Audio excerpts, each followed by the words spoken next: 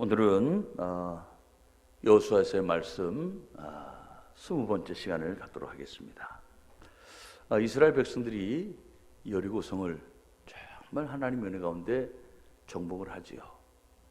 여리고성을 정복한 그 놀라운 은혜를 체험하고 나니까 자신감이 확 생겼어요. 자신감이 지나치다 보니까 약간 방심한 거죠. 아이성을 바라보면서 이렇게 얘기를 합니다. 아이고, 이렇게 조그만 성은 이제 우리가 다 힘쓰지 않아도 된다. 그래서 교만하게 올라갑니다. 그래서 어떻게 여기서 패배하게 되는 거죠. 자, 우리는 이 패배의 역사를 통해서 또 하나님 앞에 배우게 되는 거예요. 왜 패배했는가를 알게 되는 거죠. 교만과 함께 하나님 앞에 범죄하는 모습, 이것을 가지고서는 하나님의 역사를 이룰 수 없다라고 하는 거예요. 아간의 범죄를 보게 됩니다. 결국 아골 골짜기에서 또 동족을 돌로 묻어야 하는 그런 아픈 역사도 배우게 되는 거죠. 이제 이스라엘 백성들은 하나님의 은혜 가운데 회복을 하고 다시 아이성을 정복을 합니다. 이제 전쟁이 막 이제 끝나기도 전에, 그런데 오늘 말씀을 보면 여호수아가 이 아이성의 전쟁이 채 가시기도 전에 백성들을 데리고 에발산으로 올라가는 거예요. 에발산으로 올라갑니다. 육체적으로 정신적으로 무척 피곤한 상태였음에도 불구하고 제법 떨어져 있는 거예요. 지리적으로는 32km 정도 떨어져 있다 이렇게 되어 있어요. 32km 정도라면 지금처럼 차로 다니거나 교통수단이 발달할 때에는 별로 큰 문제가 안 돼요.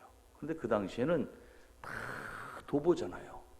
좀 여유가 있는 사람들은 뭐 낙타를 타거나 또 나귀를 타거나 뭐 말을 타거나 뭐 이런 것들을 할 텐데, 보십시오. 이스라엘 백성들은 지금 약 200만 명 이상이 되는 엄청난 인원들이에요. 이들을 이끌고 약 35km 떨어진 이 에발산으로 가는 것입니다. 피곤하고 지쳤음에도 불구하고 여호수아는 백성들을 이끌고 에발산에 가서 하나님의 제단을 쌓았습니다. 그리고 거기서 율법의 말씀을 들려주고 있는 것입니다. 왜 이랬을까요? 그만큼 오늘 여호수아는 제단을 쌓고 하나님의 말씀을 백성들에게 들려주는 것이 그렇게 중요한 일이었기 때문에 이 일을 감당하고 있다라고 하는 것이지요. 오늘은 이 사건을 놓고 우리가 함께 하나님의 은혜를 나눠보자 하는 것입니다. 우리 30절 31절의 말씀을 한번 같이 읽어볼까요? 같이 읽습니다.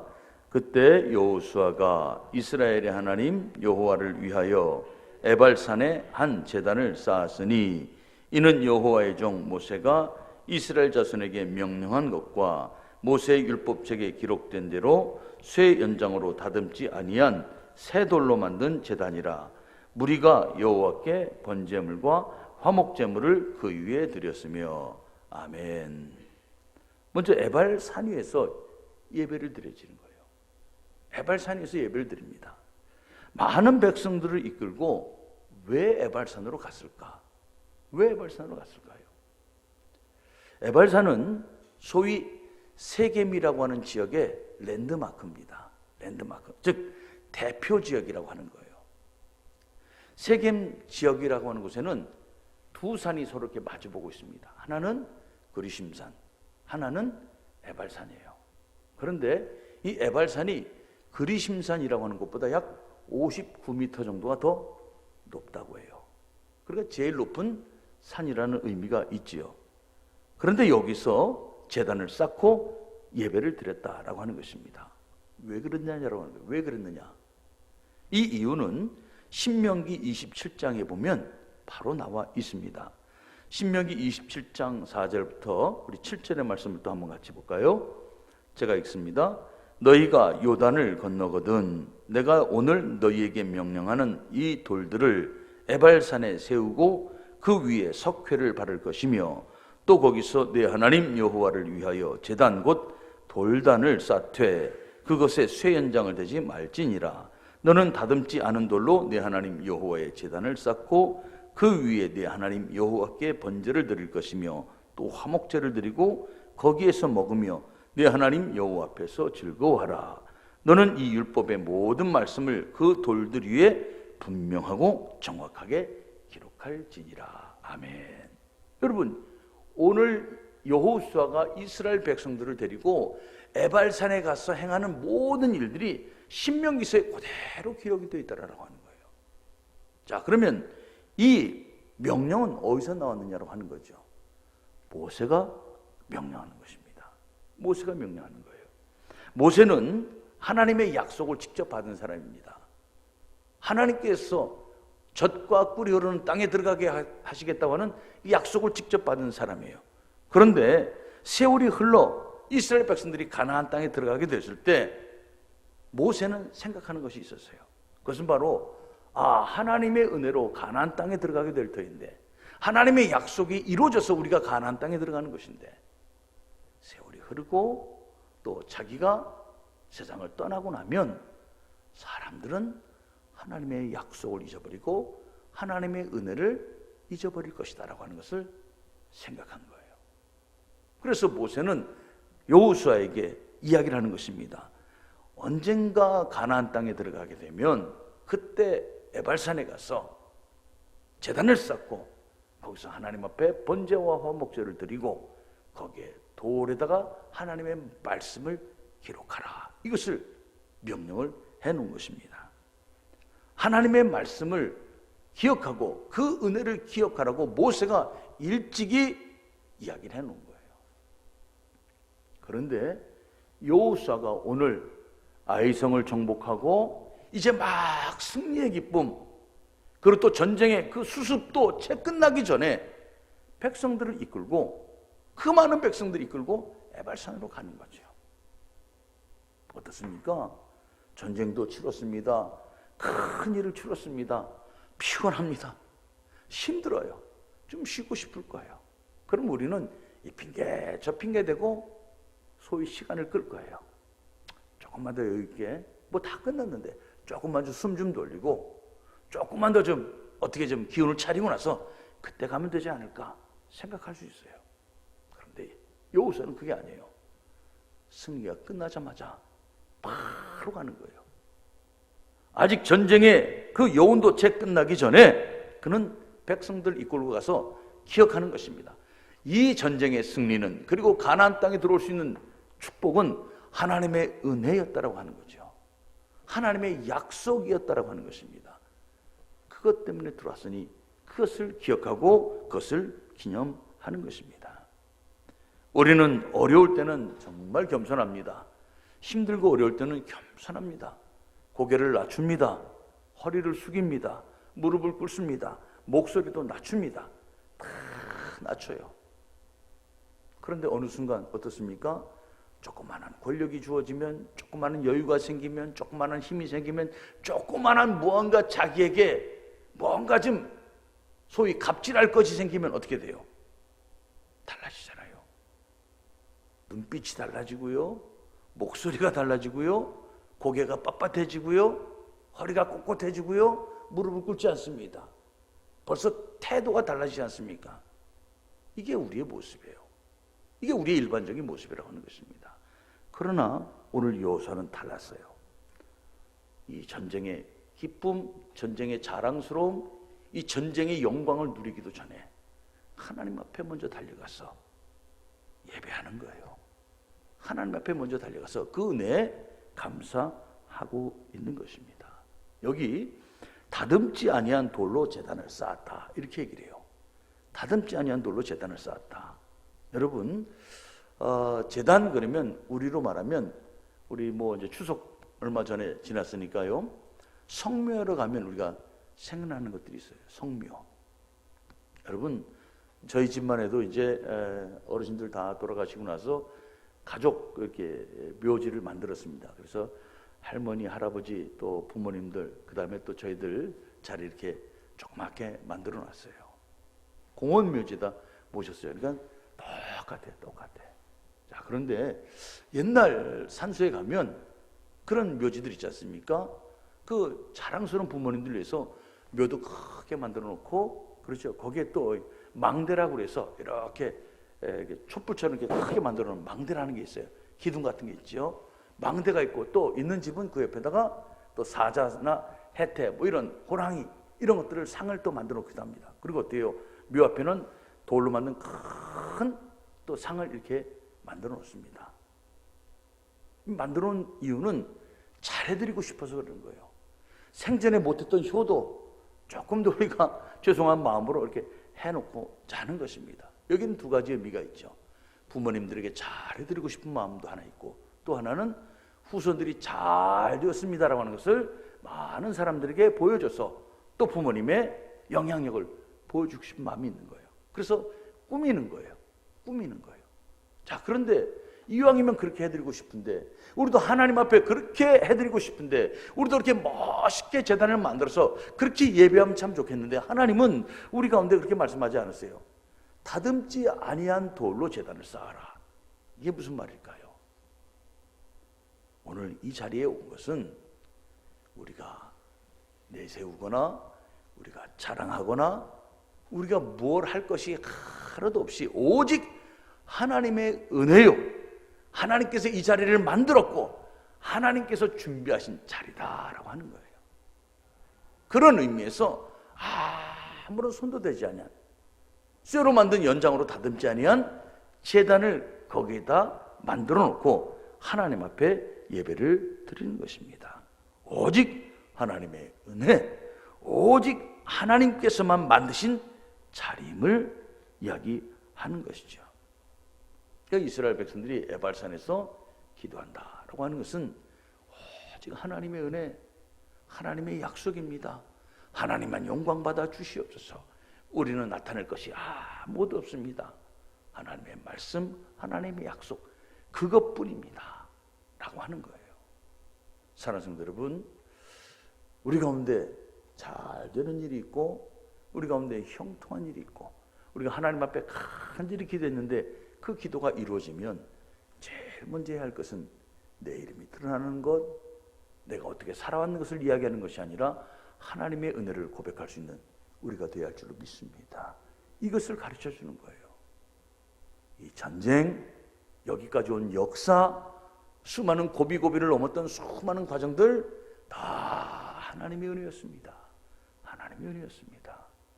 그래서 에발산에서 여기서 제단을 쌓아놓고 제물을 드리는 것입니다. 그런데 번제물과 화목제물을 드렸다 그래요. 번제물은 이겁니다. 죄된 인간을 대신하여 제물로 동물을 바치는 거예요. 그리고 그 동물을 다 불로 태워 없애는 것입니다. 그러므로 이 번제는 곧 나를 바치는 거예요. 하나님 앞에 죄인된 내 모습을 바치는 것입니다. 나를 바치며 나를 최고로 낮추는 것이 바로 대표적인 제사가 바로 번제라고 하는 거예요. 그러므로 이 번제라고 하는 것은 하나님 앞에 자기 자신을 더 낮추는 고백을 하는 거죠. 그리고 또 하나, 여기는 자기들이 죄인임을 고백하는 그 신앙의 고백이 들어있는 거예요. 우리는 하나님 앞에 죄인입니다 라고 하는 거예요. 또 하나 여기 화목제물이라고 하는 것입니다. 이제 우리가 하나님 앞에 낮추고 우리의 죄인임을 고백하였더니 우리를 바쳤더니 하나님께서 우리를 받아주신 거예요. 이것을 확인하는 것이 바로 화목제입니다. 화목제예요. 하나님과 우리가 이제 하나가 되는 거예요. 하나님과 우리가 이제 교통하는 거예요. 하나님과 우리가 이제 평화롭게 관계할 수 있는 그런 모습이 됐다라고 하는 것이죠. 하나님이 베푸신 용서로 말미암아 우리는 하나님과 교제하는, 하나님은 우리의 아버지가 되시고 우리는 그의 자녀가 되는 거예요. 그 이스라엘 백성들이 에발산에서 제사를 드리면서 백성들이 확인하는 거죠. 우리는 하나님의 백성입니다. 우리는 하나님의 자녀입니다. 우리는 하나님과 함께 살아가는 사람들입니다. 이것을 이야기하고 있는 것입니다. 이러한 번제물과 화목제물을 드리면서 여호수아는 이 위대한 승리를 통해서 우리가 해야 할 것이 있다면 하나님에 대한 분명한 신앙, 이 신앙을 확인하고 이 신앙의 고백을 해야 한다고 하는 것이죠. 사랑하는 성도 여러분, 오늘 이스라엘 백성들이 이 엄청난 사건 후에 피곤함에도 불구하고 지쳤음에도 불구하고 그리고 에발산으로 달려가서 제사 드리는 이 의미를 알고 우리 가운데 늘 잊지 말아야 할 것, 하나님의 은혜입니다. 하나님의 은혜 가운데 여기까지 달려왔습니다. 이 고백이 늘 있기를 주님의 이름으로 축복합니다. 자, 계속해서 우리 32절의 말씀을 한번 볼까요? 32절, 33절의 말씀을 같이 읽어보겠습니다. 시작. 여호수아가 거기서 모세가 기록한 율법을 이스라엘 자손의 목전에서 그 돌에 기록하며 온 이스라엘과 그 장로들과 관리들과 재판장들과 본토인뿐 아니라 이방인까지 여호와의 언약궤를 맨 레위 사람 제사장들 앞에서 궤의 좌우에 서되 절반은 그리심산 앞에 절반은 에발산 앞에 섰으니 이는 전에 여호와의 종 모세가 이스라엘 백성에게 축복하라고 명령한 대로 함이라. 아멘. 자, 이제 백성들 앞에서 율법을 돌에 기록하는 여호수아의 모습을 보여주고 있습니다. 여호수아는 모세가 전해준 율법을 백성들이 보는 앞에서 돌판에다가 기록을 하는 거예요. 자, 그런데 쇠 연장을 대지 않은 그 돌에다가 또 쇠 연장을 대지 않고 돌에다가 어떻게 글을 새길 수 있느냐라고 하는 거예요. 이거 납득이 안 되는 거예요. 자, 그런데 이것도 신명기 27장에 보면 답이 나와 있어요. 한번 또 계속해서 신명기 27장 2절 3절의 말씀을 또 계속해서 보겠습니다. 시작. 너희가 요단을 건너 내 하나님 여호와께서 내게 주시는 땅에 들어가는 날에 큰 돌들을 세우고 석회를 바르라. 요단을 건넌 후에 이 율법의 모든 말씀을 그 위에 기록하라. 그리하면 내 하나님 여호와께서 내게 주시는 땅 곧 젖과 꿀이 흐르는 땅에 내가 들어가기를 내 조상들의 하나님 여호와께서 내게 말씀하신 대로 하리라. 아멘. 자, 여러분 돌에다 뭘 바르라고 그랬어요? 석회를 바르라고 그랬어요. 이게 무슨 말이냐라고 하는 거예요. 여러분 우리가 많이 들어봤을 거예요. 함무라비 법전이라고 하는 것. 함무라비 법전에 돌비에 새겨져 있습니다. 그런데 어떻게 그 돌에다가 글씨를 썼느냐라고 하는 거예요. 여기서 똑같은 방법이 나옵니다. 석회를 바르는 거예요. 석회는 아시다시피 무르잖아요. 그러죠? 석회다 쓰는 거예요. 석회를 바르고 글을 쓰는 거예요. 이집트에서 발견된 유물들 가운데도 석회를 바르고 거기다 그림을 그리고 거기에 글을 쓴 것을 우리가 볼 수가 있습니다. 바로 이거예요. 오늘 신명기서에 이렇게 말씀하고 있습니다. 돌들을 세우고 석회를 바르라. 그리고 이 율법의 모든 말씀을 그 위에 기록하라. 이렇게 말씀하고 있는 거예요. 어떻게 돌들 위에 쇠로 다듬지도 못하는데 또 돌들 위에 글씨를 새길 수 있었을까? 바로 여기에 답이 있었다라고 하는 것이죠. 돌에다가 새겼다라고 하는 것. 그럼에도 불구하고 석회를 바르고 돌에다 새겼다라고 하는 것은 여기 아주 중요한 의미가 있죠. 첫째는 하나님의 말씀은 절대로 지워지지가 않는다라고 하는 거예요. 하나님의 말씀은 1.1획도 변함이 없이 그대로 다 이루어진다라고 하는 것을 확인하는 거죠. 그 말씀을 이제 돌비에 새긴다는 것은 어떻게 해요? 우리의 마음에, 우리의 심령에, 우리의 삶에 새긴다라고 하는 거예요. 이게 오늘 이스라엘 백성들이 보여주고 있는 모습입니다. 하나님의 말씀을 자기의 심령에, 이 변함없는 하나님의 말씀을 자기의 인생에 깊이 새기고 이 말씀을 받고 있는 거예요.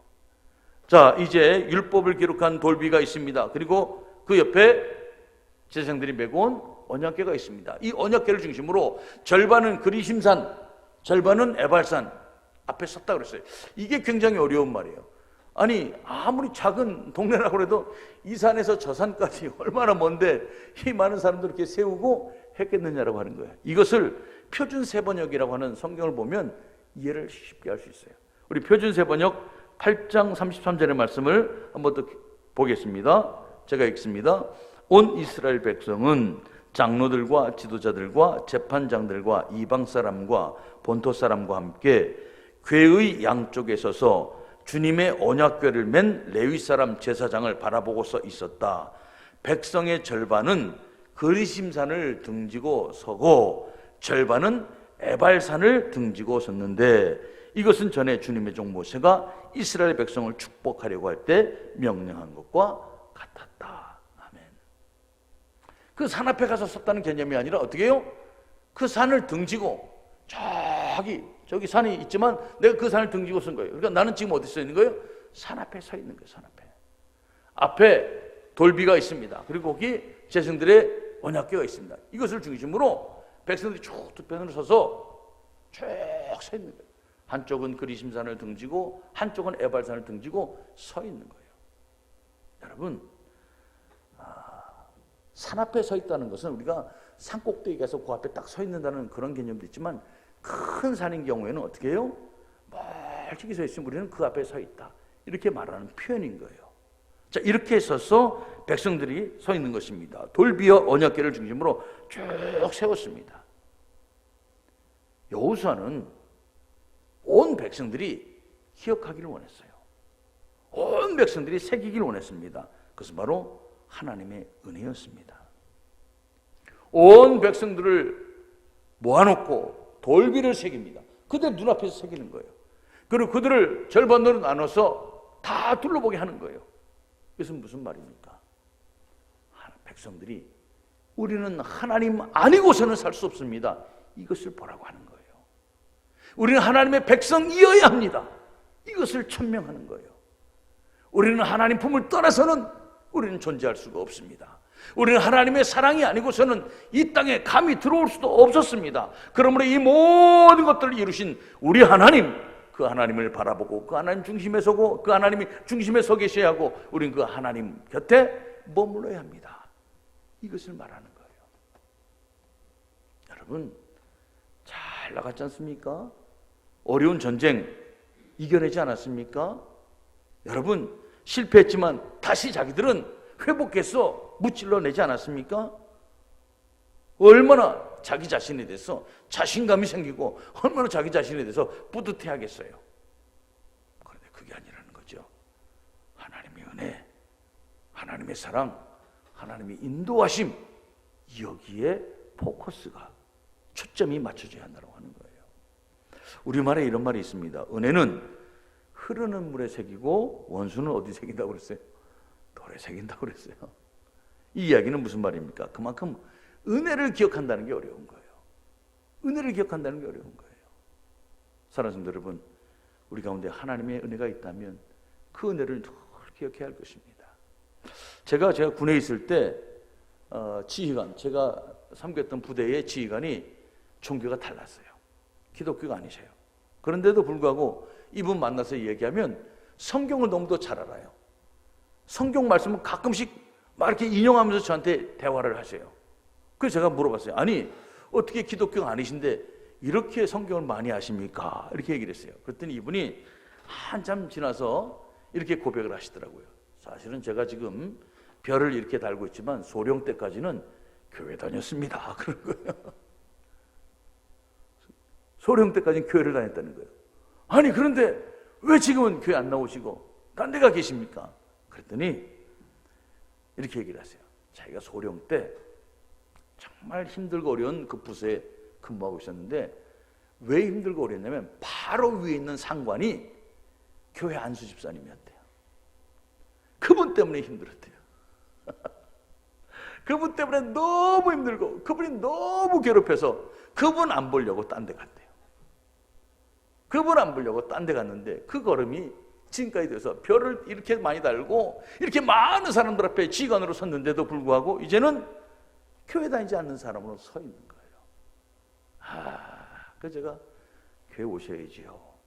저만 만나면 이렇게 인사, 할렐루야 목사님 이렇게 인사를 해요. 교회 안 다니시는 분인데 참 마음이 아파요. 저분이 예수를 계속해서 믿었으면 얼마나 큰 영향력을 발휘하고 얼마나 많은 사람들에게 복음의 아름다운 통로가 될 수 있었을 것인가. 두 가지를 생각합니다. 첫째는 우리가 은혜를 잊어버리면, 우리가 은혜를 꼭 붙들지 않으면 여러분 바람이 불고 풍랑이 오면 자기도 모르게 떠밀려 간다는 거예요. 은혜를 꼭 붙들지 않으면 바람에 풍랑이 흔들려가서 자기도 모르는 엉뚱한 곳에 가서 떠내려가서 거기 머물러 있을 수 있다라고 하는 거죠. 그래서 은혜를 꼭 붙들고 있어야 한다. 또 하나는 뭐겠어요? 은혜 받은 사람이 잘해야 한다고 하는 거예요. 내가 이만큼 예수를 믿었습니다. 내가 이만큼 교회를 다녔습니다. 내가 하나님의 은혜 가운데 여기까지 살아왔고 우리 자녀들이 잘 되고 내 하는 일이 평안하고 오늘도 주님의 은혜 가운데 복되게 살아가고 있습니다. 그러면 받은 은혜를 기억하고 어떻게 해요? 은혜를 베푸는 통로가 되어야 할 줄로 믿습니다. 이게 우리의 사명인 거예요. 복음을 전한다는 게 뭘까요? 내가 세상에 나가서 복음을 전하는 사람이 되고 싶습니다. 내가 세상에 나가서 주님의 증인이 되고 싶습니다. 주님의 증인이 된다는 게 뭘까요? 내가 받은 은혜를 전달하는 거예요. 내가 받은 사랑을 전달하는 거예요. 내가 받은 놀라운 축복들을 나누는 거예요. 이게 복음을 전하는 거예요. 여기 와서는 노래를 잘 부릅니다. 찬송가도 잘해요. 복음성가도 잘해요. 여기 와서는 온갖 천사회 같은 말을 합니다. 그런데 우리 속에는 그 받은 은혜가 풍성하다고 말하면서 나가면 은혜를 전달하지 못하는 거예요. 사랑을 전달하지 못하는 거예요. 받은 놀라운 하나님의 축복을 나누지 못하는 거예요. 그러면 이 은혜는 더 이상 은혜가 되지 않습니다.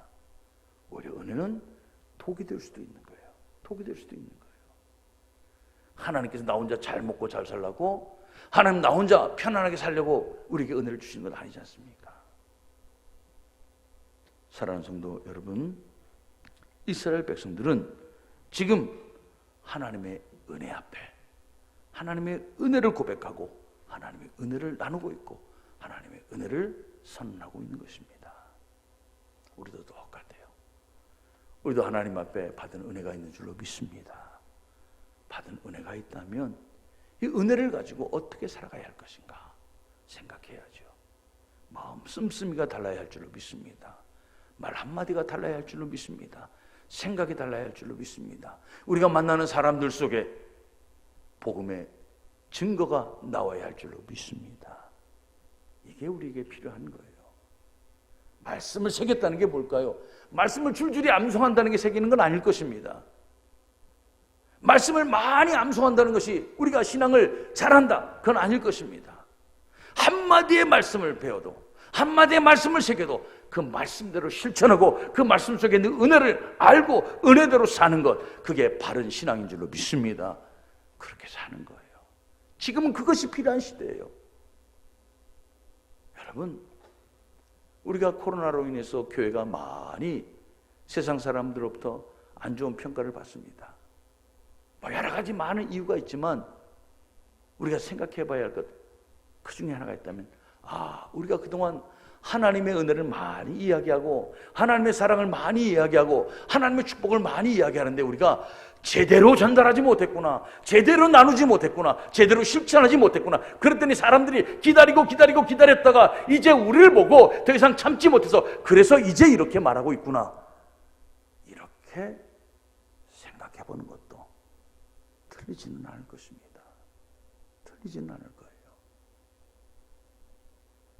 어떻게 교회가 다시 이 위기를 회복할 수 있을 것인가?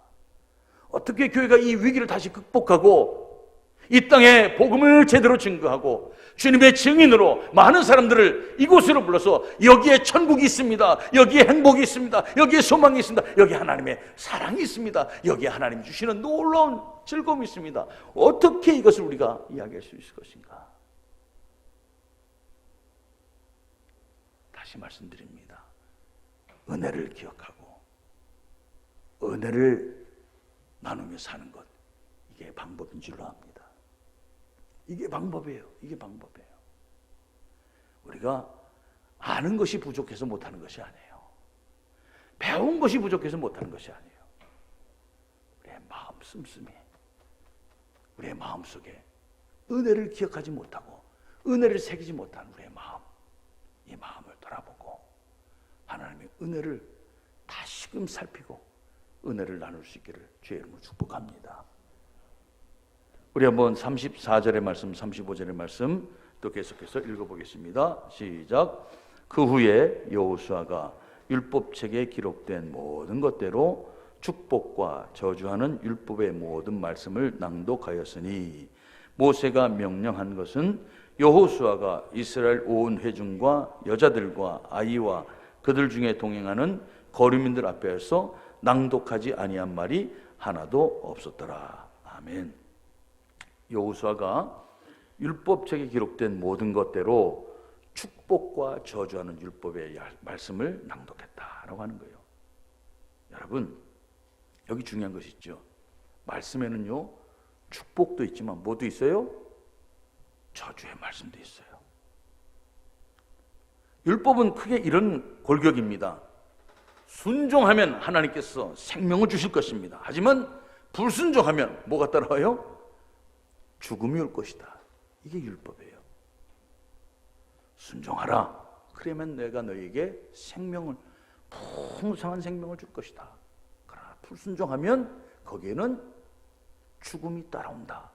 이게 율법의 말씀입니다. 오늘 여호수아는 백성들 앞에서 이 말씀을 다 낭독하는 거예요. 이스라엘 백성들이 실패도 했습니다. 승리도 했습니다. 그 모든 것들을 돌이켜보면서 우리가 앞으로 어떻게 살아야 할 것인가를 이제 바르게 알 수 있도록 하는 거예요. 막 전쟁을 끝나고 왔어요. 아직 우리의 마음속에는 이 전쟁의 흥분이 아직 채 가라앉지도 않았어요. 생생한 거예요. 아이고, 우리가 아이성 갔다가 패배한 것도 기억나고요. 다시 또 우리가 범죄한 것을 때문에 우리가 정말 마음 아팠던 것도 생각이 나고요. 다시 또 우리가 회복해서 승리한 것도 생각이 나고, 우리 속에 아직 이것이 채 가시도 않은 거예요. 이때 딱 하나님의 말씀을 딱 주는 거예요. 딱 말씀을 주는 거예요. 아시지 않습니까, 여러분? 체험하지 않았습니까, 여러분? 방금 느끼지 않았습니까, 여러분? 순종하십시오. 하나님께서 살려주실 것입니다. 불순종하면 죽습니다. 이 얘기를 하는 거예요. 축복과 저주의 말을 하는 거예요. 자, 그런데 솔직히 우리가 하나님 말씀을 읽으면서 어느 것들을 더 잘 읽습니까? 저 같아도 그래요. 잘 되는 말씀 좋아하고, 형통하게 된다 이런 말씀 좋아하고, 건강하게 된다 이런 말씀 좋아해요. 그리고 뭔가 나를 찔르는 말씀 같은 거 있으면 빨리 읽어버리고 내게 좀 뭔가 찔리는 말씀이 있으면 어떻게 해요? 넘어가기도 하고. 이게 인간의 모습이라고 하는 거예요. 그런데 어떻게 해요? 오늘 여호수아는 낭독하지 아니한 말이 어떻게 해요? 하나도 없다라고 하는 거예요. 하나도 없다. 하나님의 말씀을 골라 듣지 말라는 거예요. 하나님의 말씀을 자기 편리한 대로 해석하지 말라는 거예요. 하나님의 말씀을 자기가 선택하지 말라는 거예요. 하나님의 말씀을 하나님 말씀 그대로 받으라고 하는 거예요. 이게 신앙이에요. 내가 원하는 것만 고르고 내가 원하는 것만 이렇게 한다면 이게 바로 기복신앙이고 이게 바로 미신인 거예요. 저는 어려서 저희 집이 미신을 믿었던 것 같아요. 미신. 뭘 믿는지는 정확히 잘 모르지만 어려서 부모님들이 굿하고 이런 거 많이 하셨어요. 그런데 평소에는 종교적인 아무것도 없어요. 종교적인 그런 거 아무것도 없어요. 그런데 꼭 새로운 사업을 시작한다거나 어떤 어려우면 그때 비로소 구슬하는 거예요. 구슬하는 거예요. 구슬하면서 어떻게 해요? 잘 되기를 바라는 거예요. 잘 되기를 바라는 거예요. 그러니까 자기가 잘 될 것만 바라는 거예요. 이게 미신인 거예요.